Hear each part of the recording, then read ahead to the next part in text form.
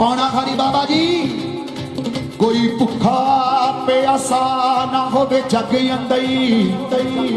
ढिड भरन लई कसब रोजगार होवे कुल्ली चुल्ली नहीं पाने लई जुत्ती कपड़ा ते कोई दुखिया ना विच संसार होवे एक अरदास करो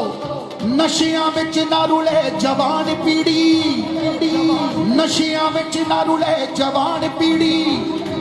ते पढ़िया लिखिया ना कोई बेकार होवे बहु बेटियां दी इज्जत महफूज रखी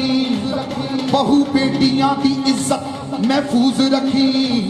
पाना हारिया सब दा सुखी परिवार होवे